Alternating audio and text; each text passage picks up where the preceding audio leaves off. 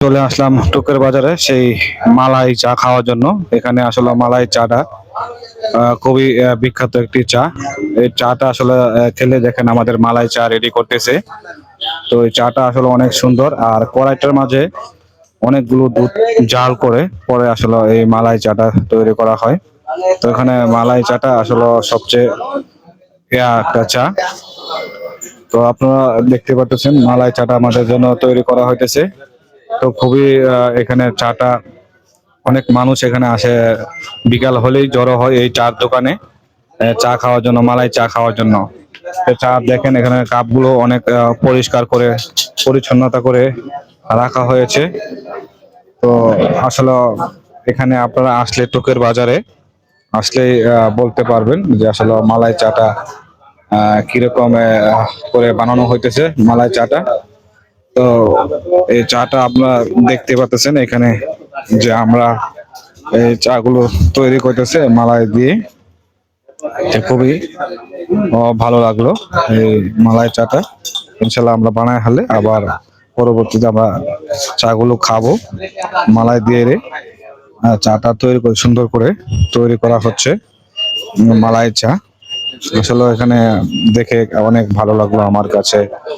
আপনারা যদি এখানে আসেন, এখানে পরিবেশটা দেখতে পাবেন অনেক ভালো, এবং চাগুলো মালাই চাগুলো খেতে অনেক সুস্বাদু।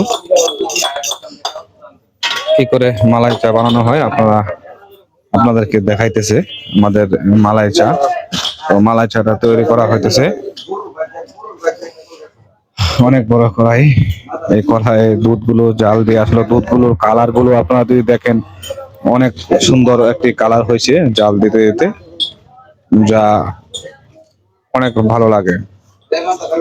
তো আপনাদেরকে দেখাইতেছি কিভাবে মালাই চা তৈরি, আমাদের কাকু কিভাবে মালাই চা তৈরি করতেছে।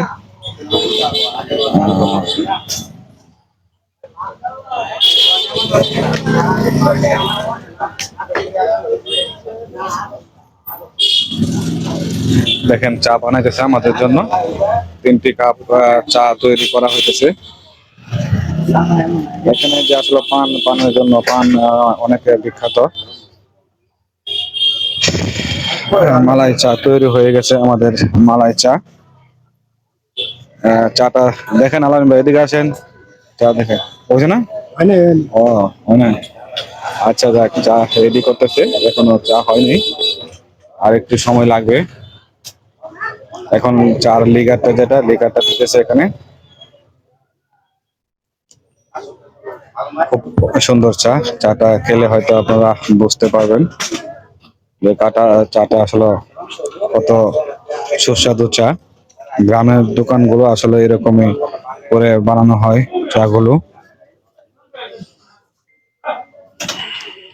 শোয়েব ভাই নেন, শোয়েব ভাই দেখেন মালাই চাটা আমি খাইতেছি, অনেক